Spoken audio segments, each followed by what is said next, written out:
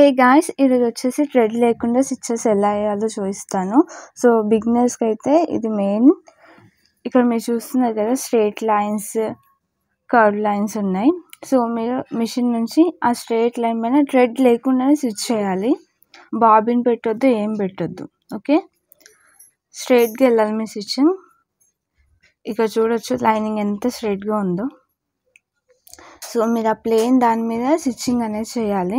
నేను ఈ పిక్స్ అనేది మీకు పీడిఎఫ్లో సెండ్ చేస్తాను. అవసరం ఉన్న వాళ్ళు జిరాక్స్ తీసుకొని కూడా స్టిచ్చింగ్ చేయొచ్చు. లేదు మేము డ్రా చేసుకొని కూడా స్టిచ్చింగ్ చేస్తా అంటే ఓకే. స్ట్రైట్గా రావాలి ప్రతి స్టిచ్ కూడా. థ్రెడ్ అస్సలు వాడొద్దు, ఓకేనా.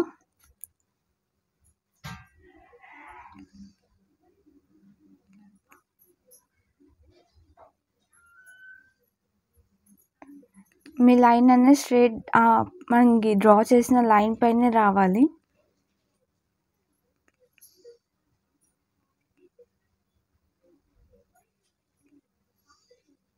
స్ట్రైట్ లైన్స్ అయిపోయాయి చూడండి. ఇప్పుడు వచ్చేసి కర్వ్ లైన్స్. సో ఆ షేప్లోనే టర్న్ అవ్వాలి. సో ఇవి స్టిచ్చింగ్ చేయడం వల్ల మీ క్లాత్ యూస్ చేసేటప్పుడు ఎలాంటి ప్రాబ్లం రాదు. క్లాత్ అనేది కూడా వేస్ట్ కాదు ఒకవేళ మీరు మిస్టేక్ చేసా. మ్యాక్సిమం ఇవి స్టిచ్చింగ్ చేశాక మిస్టేక్స్ ఏమంత రావు. కాబట్టి ఇవి పక్కా ప్రాక్టీస్ చేయండి బిగినర్స్. సో మీ క్లాత్ ఎలా మూవ్ చేయాలో దీని ద్వారా అర్థమవుతుంది.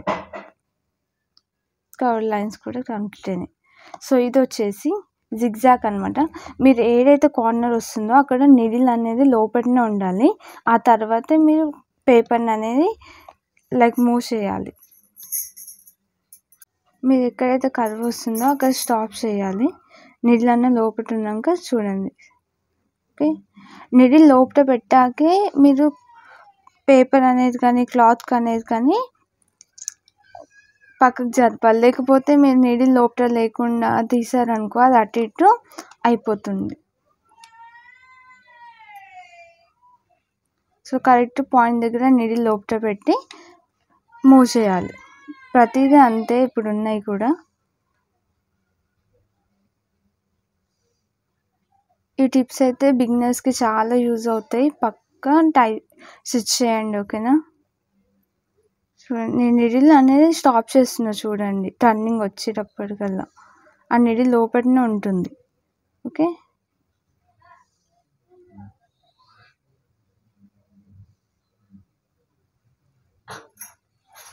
వెనకాల ఉన్న హ్యాండిల్ కూడా లేపడం రావాలి.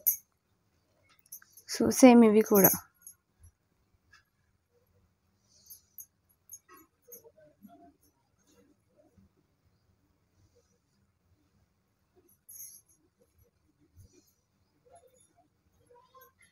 ఇప్పుడు ఫస్ట్ గ్రూప్లో ఉన్న వాళ్ళు నేను కొత్తగా లింక్ షేర్ చేశాను కదా గ్రూప్లో, ఆ గ్రూప్లోనే ఉండండి.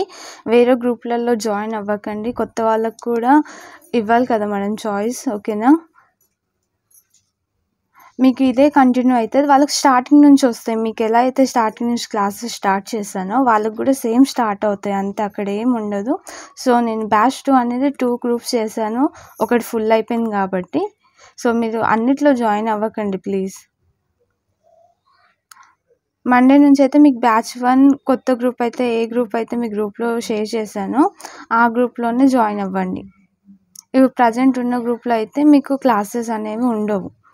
సో అందరూ దాంట్లో జాయిన్ అవ్వండి, న్యూ గ్రూప్లో.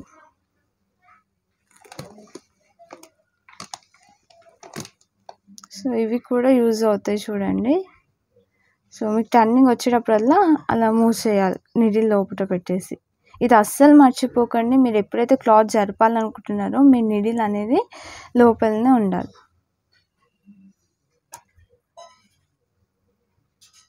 సో నెక్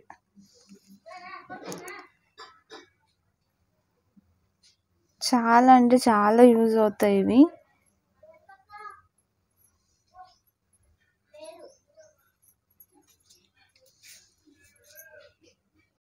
సో బిగినర్సే కాదు, వచ్చిన వాళ్ళు కూడా ట్రై చేయొచ్చు, నో ప్రాబ్లం. ఇంకా పర్ఫెక్ట్గా చేస్తారు మీరు. సో నెక్స్ట్ క్లాస్లో వచ్చేసి నేను స్టిచెస్ ఎలా వేయాలో థ్రెడ్తో చూపిస్తాను, ఓకేనా. ఎవరెవరైతే ఇది ట్రై చేస్తారో వాళ్ళందరూ నాకు పిక్స్ సెండ్ చేయండి పక్కా. అది కూడా నా న్యూ నెంబర్‌కి ఓకేనా?